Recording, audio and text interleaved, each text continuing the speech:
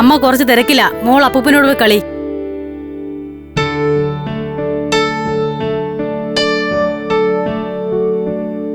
Show ഇവിടെ ഒന്നും കാണുന്നില്ലല്ലോ. എത്ര നേരമായി ഒരു ചായ ചോദിച്ചിട്ട്?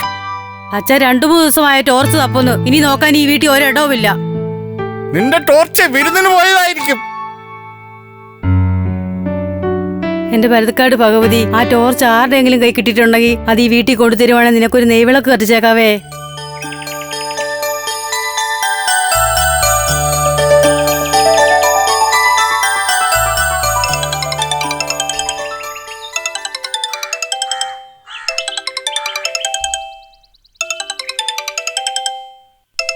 ഹലോ ഹലോ, അപ്പു അല്ലേ?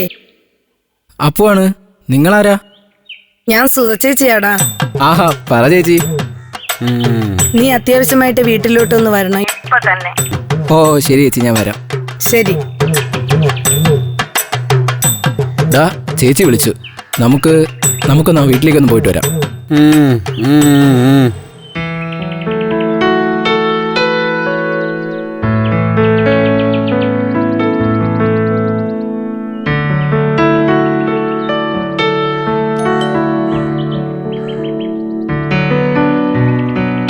എന്താ രണ്ടുപേരും കൂടി?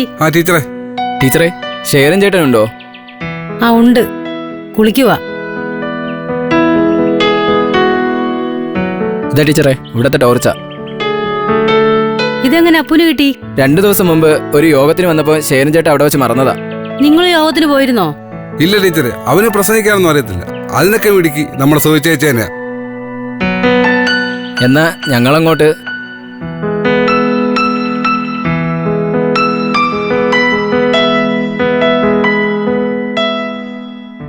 ടോർച്ച് അവൾ എത്തിച്ചിട്ടുണ്ട്. അടുത്ത യോഗം കൂടുമ്പോ ചെല്ലാനായിരിക്കും.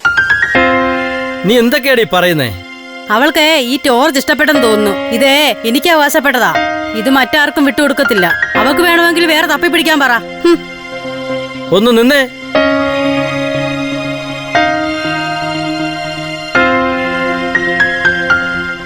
ഇതാണോ നിന്റെ ടോർച്ച്, അതോ അതാണോ?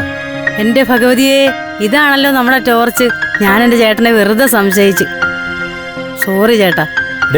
എല്ലാ പുരുഷന്മാരെയും ഒരേ കണ്ണിൽ കാണരുത്. ഒന്ന് പോയേട്ടാ.